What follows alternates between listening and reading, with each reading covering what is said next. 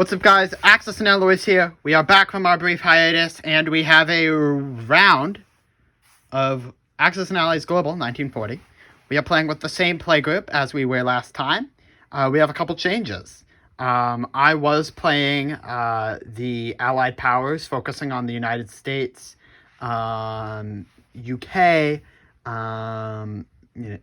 Those are my primary areas of expertise to focus on.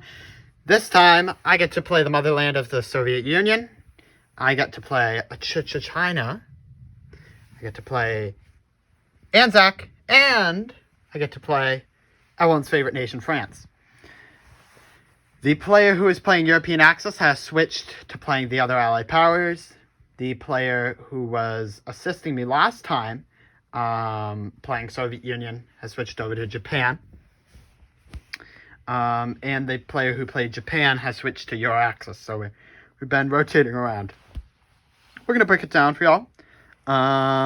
This is the end of round 1. And we'll also be giving some strategy insight here, because a lot of things have been happening in just one round. It's crazy.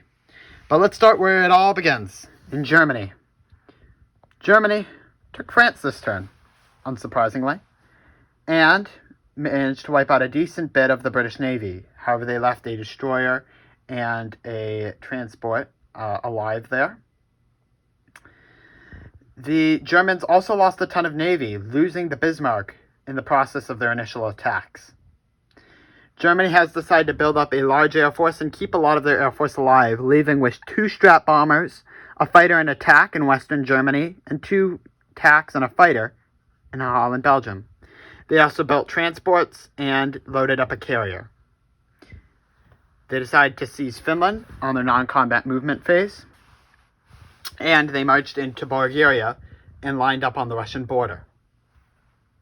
Because of these advancements and them landing in Italy, the Soviets decided to move a sub into 112, a cruiser into 114, and a sub into 113.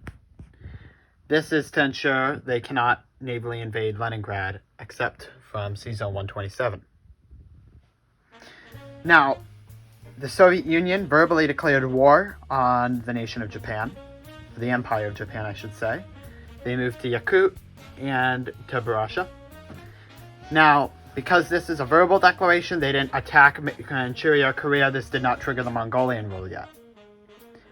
However, they're at a state of war when they move the Mekhan tank from Volgograd or Stalingrad into Saiken. And this could potentially assist here, or it could come back. It's a flexible position here. The Soviets also left in eastern Poland and Bessarabia and built up. They consolidated everything, leaving barely anything, and bought 6 tanks for Ukraine, 3 for Ukraine, 3 for Leningrad, placing and consolidating in major territories to counterattack effectively. They left Baltic states open because they can't navally invade, and there's no tanks or anything that can get up here or into Belarus. The next turn to go was Japan. Japan did a classic J1 or Japanese attack on the first round. They attacked in Pearl Harbor. They took out a destroyer and transport in Sea Zone 62, took the Philippines, killed a British battleship, and made gateway into China. Now, just to give a brief strategy analysis here, we have Philippines. It's a solid position here. They have 3 transports able to move. They're a guy from Palau, and 3 artillery and 2 infantry. This will allow them to take either 3 Dutch East Indies this turn, if they wanted to, maybe do something with Australia, or take Hawaii. They wouldn't be able to take Hawaii, but they'd certainly get quite close. I'd highly recommend for the Japanese player to obviously take Malaya. It's an area of strategic importance. Oh, forgot to mention French Indochina. They're pushing quite good in to China. However, China decided to play it a little interesting, a little different. Instead of bulking up in Yunnan, they decided to move everything that could, besides leaving guys there, and placing in Szechuan. They bought 3 artillery this turn. And now you have this beautiful force here of Chinese that are ready to go if they even consider attacking Yunnan, which would only have, 3 infantry and an artillery. They get smashed. This would also allow the FEC time to assist. So for the Japanese player, move an infantry or two in, but I'd start focusing on the north here, especially before the Soviet Union units can get moving. In addition, to go over some American tactics here, they moved their destroyer from Season 10 here. So now those transports that were built are also in threat. They could be threatened by this destroyer, but also they can't move to take Hawaii. And they have a sizable navy here, but because they didn't take it, there's no naval base, so they're kind of stuck. The USA built, I believe, 2 carriers and a battleship, if I recall correctly, because they have 2 battleships, 2 carriers with 2 fighters each, and then a carrier with a fighter and attack. I decided to use some different color pieces there, mix it up. I've been trying to add a little color to the games recently. And they also moved their bomber to Western US, so they could easily either take Hawaii or wait to be attacked. They're in a good position. Anzac took out the destroyer that took down in 92, moved the cruiser to 45, lost a fighter in the process, but because they built 3 infantry and they're all consolidated up like this, there's not going to be a Japanese attack anytime soon. At least a smart Japanese player wouldn't do that. FAC is moving infantry along to Yunnan.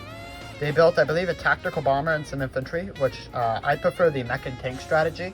However, I have faith in the UK player to, they moved up to Shan State, and I think that this is going to be quite effective in preventing that the Japanese infantry from moving down.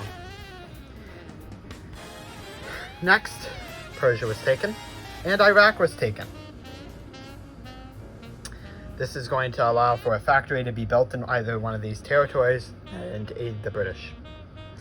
The British pulled out of Egypt, went down to Anglo-Egyptian Sudan, and because of that, the Italians went down to Kenya.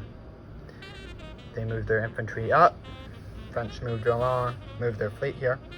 They also attacked in 97 and had a cruiser, a carrier, and 2 fighters left. However, the Italian Navy went in.